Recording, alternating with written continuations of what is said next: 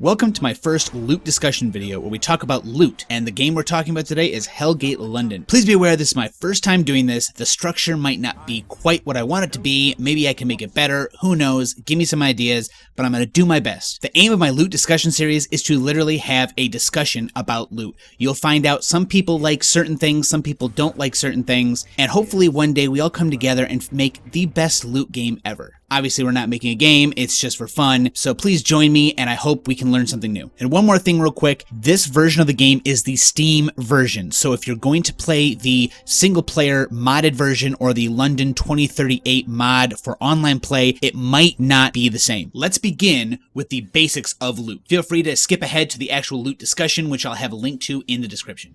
Your main source of loot in Hellgate London will come from enemy drops, while you'll also get items from side quests and crafting. Equipable gear can come in different item qualities. You've got several: normal, enhanced, rare, legendary, unique, set, and mythic. And each of these item qualities comes with different amounts of affixes, with different names, and some of them even come with predefined names and affixes. When killing a monster, there's a formula for whether or not an item actually drops, what kind of item drops, and then, if applicable, what quality the item drops at. In the description, I will link a very good site that will help you learn these different formulas. There isn't the greatest information behind them because some of it is hard to obtain. Some of the website here doesn't have all the information, so please just be aware that there are some things that are still not known. As for the types of items you can get weapons, armor, rings, trinkets, pets, mods, consumables, and resources. Weapons and armor will drop according to the 6 different classes in 3 categories. And these categories are Templar, Hunter, and Kabbalist. Which means that when an item drops, if it drops for a Templar, that means either the Guardian or Blade Master class can use the item. And if it drops for a Hunter, either the Marksman or the Engineer can use that item. The other classes cannot use that item. Mods are only for weapons, and each weapon will have a specific set of mods that they can use. Each mod has a different symbol, and that symbol will match with a symbol on the weapon, meaning that it can equip that mod. Examples for consumables are analyzers, which identify items, shield boosters, which boost the amount of shield you have, health injectors, which heal your health, and power packs, which heal your power, which is also mana in this game. And resources are what you use to craft and upgrade items. Again, a link to the Hellgate Global Wiki will be in the description, and instead of me telling you every single item in the game, that's where you can find exactly what you need to find. A few other random loot facts about this game. One, almost immediately after the tutorial when you start the game, you have access to 3 different item modification stations. The first is the Deluxe Demodificator, which removes modifications that you've inserted into weapons. The Nanoforge will upgrade the base damage of weapons and the base armor and shields of armor. And the last is the Augmentrex 3000, which allows you to add affixes to your armor and weapons, depending on if there is a maximum number allowed on that specific piece of gear. The Steam version contains some premium items, which, if you can guess, premium items are the microtransaction items when the game was live.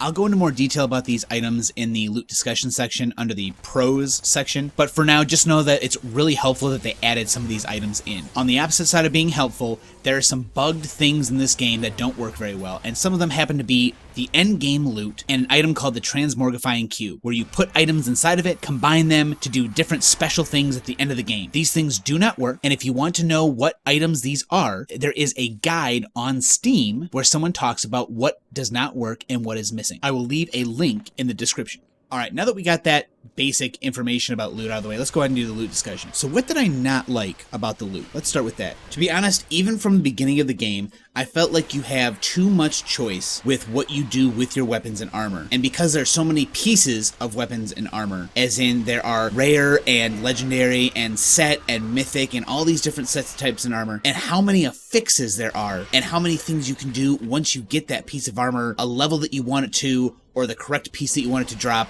You can upgrade it, you can add base damage to it, you can add modifications to it.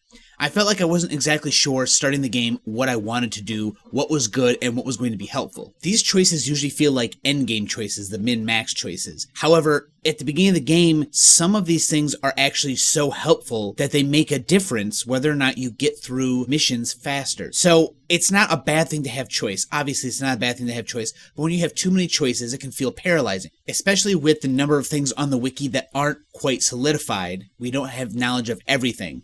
So if you find something and the wiki doesn't really have a good description of what it does, it can sometimes get a little frustrating thinking, okay, I don't know what this does. And something that exacerbates this problem is how much money any one of these things costs. You have to use money, or palladium, to upgrade your weapon, the base damage, or your armor to upgrade the base armor and shield. You have to have money to upgrade the affixes on the weapon, to add affixes. You have to have money to remove mods. You have to have money to buy items from the store, which some of those items are fairly important to the leveling process, and then of course the endgame process as well. This means that it's much harder to test things out. You can't just test to see if this is going to be good or not. You might not have enough money to even do that. Now, of course, you have the option to grind, which I don't know about grinding at the beginning of the game. It doesn't feel really good to start out a game by grinding. It feels okay to grind when you're at the end of the game, when you're min-maxing your character. But at the beginning of the game, it feels good to just be slightly rewarded for every action that you do. It doesn't have to be crazy, it doesn't have to be amazing. Just as you go along, you want to be able to equip new things without feeling like, oh, this probably isn't going to be very helpful, or how would I ever know if this is helpful, or what the hell does this stat do?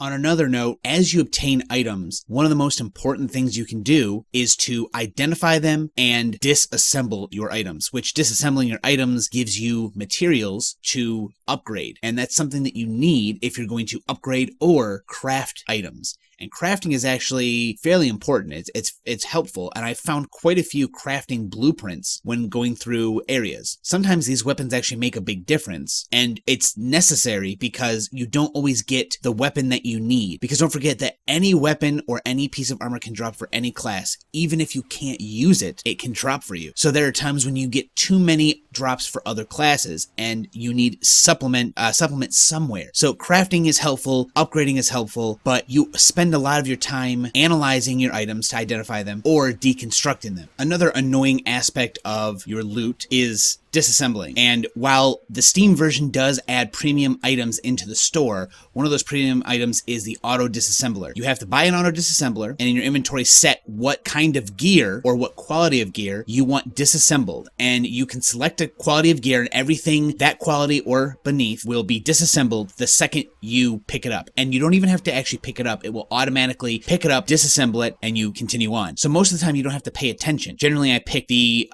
third rarity, the blue rarity, and it will disassemble blue, green, and white items, and anything else I pick up will be in my inventory for me to check out after. The problem is that you can't just buy one auto disassembler to disassemble everything that you pick up. You have to buy one for every piece of armor you pick up. So generally I'm carrying around 100 of these because you can stack them. You might be able to go above 100, but I didn't feel like clicking that many times because you can't set a number and then buy that. You have to click that many times. Unless there is a button that lets you do that, I had to click. So I'd buy 100 of them and then run around like a crazy person and it would disassemble all that loot, which is nice. But then every time you go back to a hub where you can shop, you have to buy a bunch more of those. This is on top of an already limited inventory system. And while, like I said, there are a couple premium items in the Steam version, which means that you can buy an extra bag to hold in your inventory, you don't want to be buying all these bags, putting them in your inventory, having to click through them, put armor in them, keep all that stuff. You need the auto disassembler because there's so many items, and disassembling the items gives you a good chance to craft and upgrade your items. Now, you don't necessarily need to. Maybe you could just get through the game until the end of the game without that. I don't know. It just seems too important. There are so many enemies in some areas that you need some extremely powerful gear to clear them out quicker. I mean, it's not impossible. I feel like sometimes I don't have the best gear for the best situations, and sometimes I didn't upgrade a weapon or piece of armor for quite some time. So I think it's possible to get through without some of these annoyances, but you're given the choice to, and it feels bad not to take advantage of that choice. So you'd like to at least do something with it. One more annoyance is the fact that it doesn't feel very satisfying to fire guns. Rocket launchers are okay, I suppose. Rocket pistols are okay. But your general assault rifles or guns that just fire bullets don't feel very impactful. The third-person melee feels pretty decent, actually. I'm surprised. But this is not a game like Destiny, where it was built by people who did first-person shooter games, or even third-person shooter games. These are people who worked with Diablo 2, and so they're much more adept at making the melee combat and magic and abilities. So sometimes firing those guns, you don't have any recoil. It's a hit scan, so bloom. So your reticle will get bigger and bigger until a certain point, anything in that reticle has a chance to be hit. So if you're far away, you have less chance because the enemy's smaller in your reticle, but your weapon doesn't kick. You don't really feel like you're shooting bullets. It feels like you're pointing your gun and clicking and the enemy just takes damage. I really like the marksman. I liked playing the marksman, and that's one of the classes that uses an auto rifle. Or I can use a sniper, or I can use, rocket launchers and stuff like that. But even the sniper kind of felt a little off. But I really like the rifles, and I kept getting rifles, so I kept wanting to play with the rifle. And while it's powerful, it just doesn't feel very impactful. Another problem I ran into, and I don't know how often this is a problem or what exactly was going on, but weapons and armor require a certain amount of stats for your character to wield. So you have 4 stats, and if a piece of armor needs 5 stamina, and you have a total of 50, and only 10 of it's being used up, you should be able to equip that piece of armor. And there were some occasions where I had a piece of armor or a weapon, and I could not equip it no matter what I did. Leave the game, drop the weapon. Sometimes I would even unequip every other piece of gear, and it would finally let me equip it, or sometimes it wouldn't. And I wasn't really sure what was stopping it. It wasn't saying I couldn't, I just wouldn't let me equip it. I had plenty of stats to equip it. So I was really confused, and eventually I would level up and maybe just guess, okay, maybe it thinks I don't have enough of this stat, put a couple points into it, and then it would let me equip it. I'm not really sure why it was doing that. And this is the Steam version, so I'm not sure if that is special to the Steam version or what, but it was extremely annoying getting a new piece of gear and not being able to equip it for no reason. Alright, so let's talk about the pros, because I believe that this game is fun, and I believe the loot in this game is fun. So, a couple nice things that I like about the loot is that there is a variety of loot. You have plenty of different weapons, and while your class does dictate what kind of weapons you can use, there are several categories within each character class. So the marksman that I'm playing can use rifles, he can use sniper rifles, he can use rocket launchers, rocket pistols, and there's a couple other various weapons, lightning-based weapons that I can use, and it feels good to get a new one every so often and try out something new and see what it does. Some of the stats, some of the affixes kind of change how the weapon feels, and it's really nice to be able to pick those weapons up and also use the item modification stations to add possibly good stats or affixes to those items to keep them either more relevant as you progress or just add some really cool, helpful things as you pick them up. Armor and weapons each have unique looks, so if you're playing in third person, which a melee character will always play in third person, and a gun-using class will be able to play in either first or third person, you'll be able to see unique and special models for your armor and weapons, which is nice. There's quite a few of them. While there are plenty of different affixes, and sometimes it's frustrating when you get random ones on weapons and you would like something specific, you're always surprised when you pick something up and you see something new and you think, oh man, that sounds pretty cool, and it turns out to be fairly helpful. Almost all of them feel helpful in a certain way. Even as a marksman, I was able to use gun affixes that had abilities that would send out maybe a shockwave, or when I shot enemies, I had a chance to shoot poison or lightning from my character model. That was still helpful because enemies rush you down.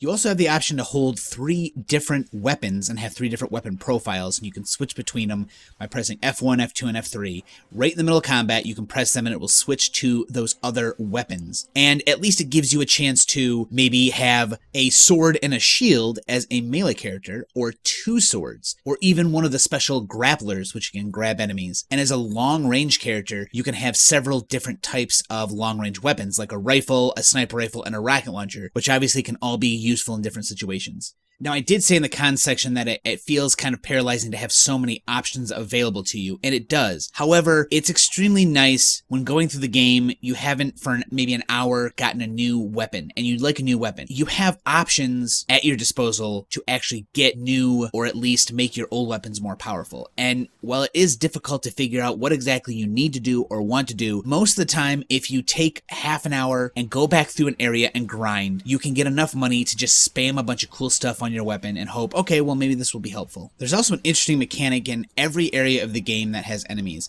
If you kill 25 enemies, you summon a messenger of hell, which is kind of a special enemy. You don't always get to see the champion and unique enemies in an area, so killing 25 will summon a unique enemy, and it's called a messenger of hell. It'll have a lot of loot, it's hard to kill, but this makes it so that grinding isn't so boring. You don't just go through an area and you can't find any special monsters, at least monsters that will drop a decent amount of loot. You can kill 25 enemies, get this messenger, and have a chance, and then go back to town, reset it, and do it again. And it's quick, especially if you have an area that is full, just absolutely full to the brim of monsters. 25 is an easy number to reach.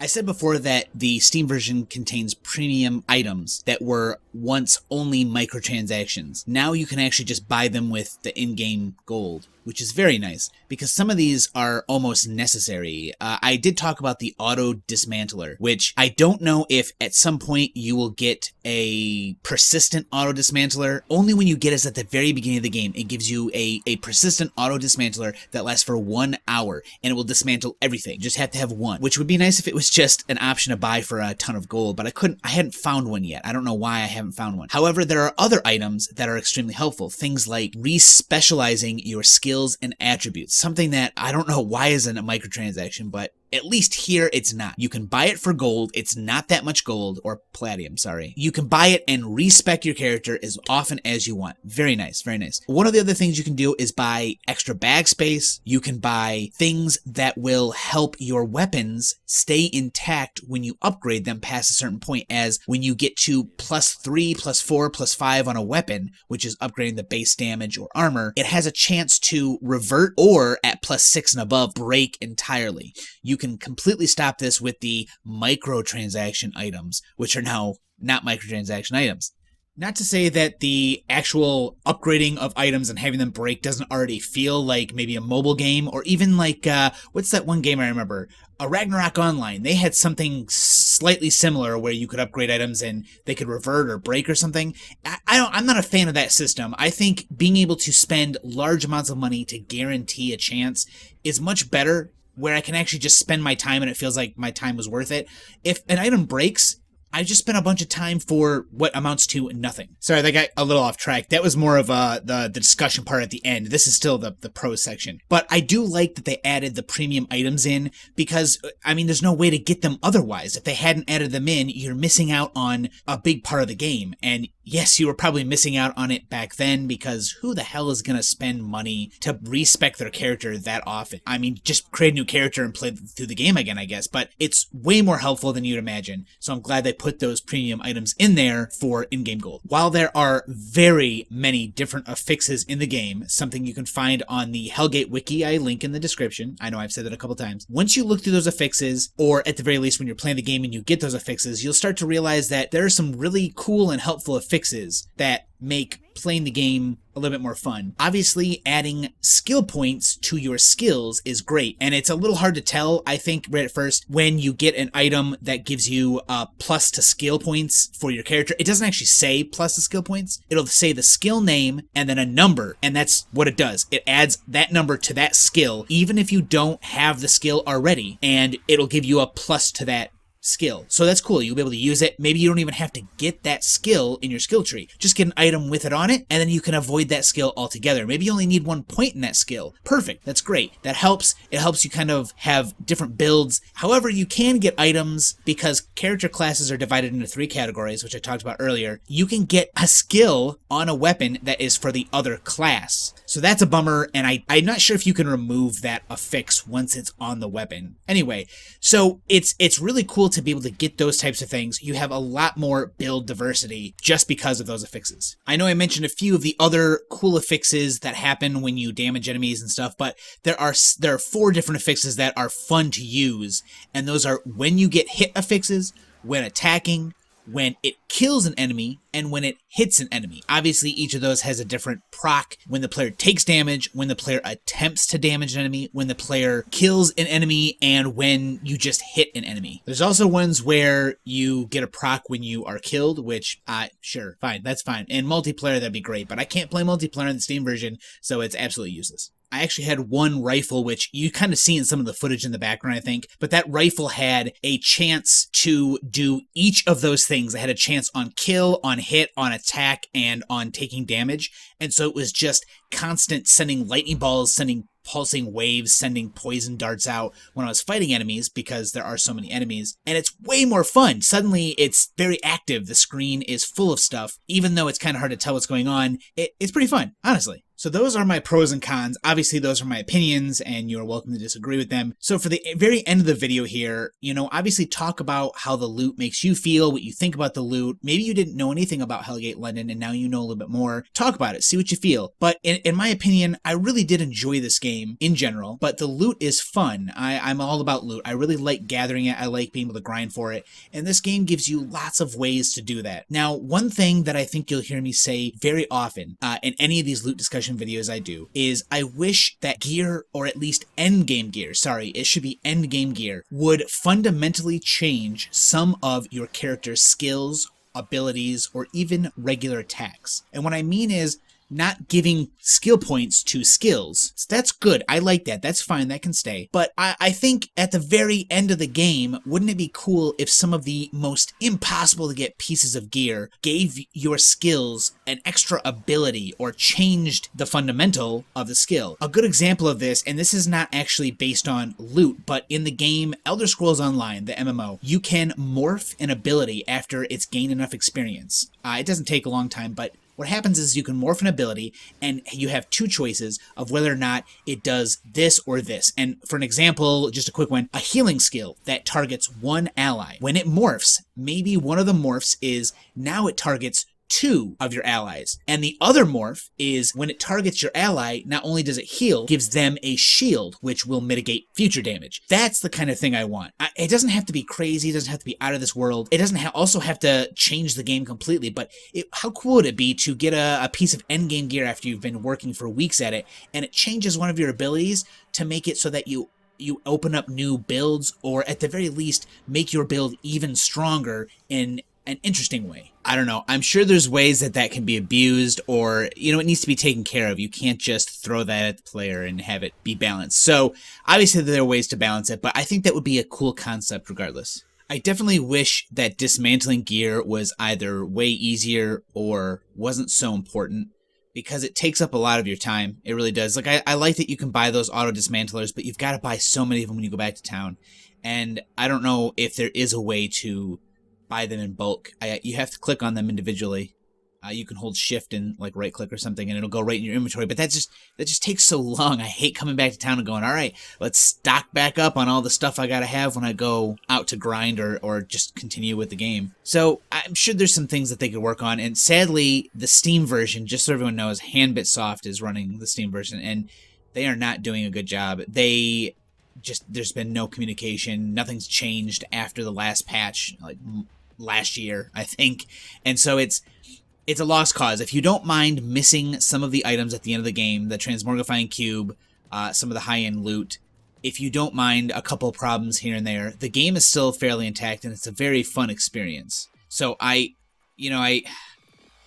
honestly, if you can get the disc version off of eBay or maybe even Amazon, I don't know how much it is on Amazon, if you can get that one, you can get the single-player mod from online, as well as the Hellgate London 2038 mod that makes it so that you can play online with other people. And that actually is much more intact, works much better.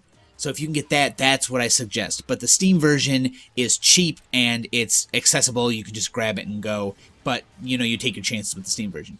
All right, this has been going on for quite a while. I think I'll end this first loot discussion right here. This is not here to change anyone's mind. It's just a way to discuss how loot works in a game, because some people might find a game unapproachable, or instead of not knowing anything about the game when they first go into it, maybe it would be nice to hear about how the loot works so they have an idea, and at least makes it more fun to start up and say, okay, well, at least I have an idea of what's going on. So that, I don't know. I also just like talking about this stuff. Thank you for listening, and I hope that maybe you learned something new. And let me know what other loot discussions or things I can do. Maybe even a way to fix this to make sure that it doesn't sound dumb or unfocused or anything. This is my first one, like I said. So thank you for listening, everyone. Bye.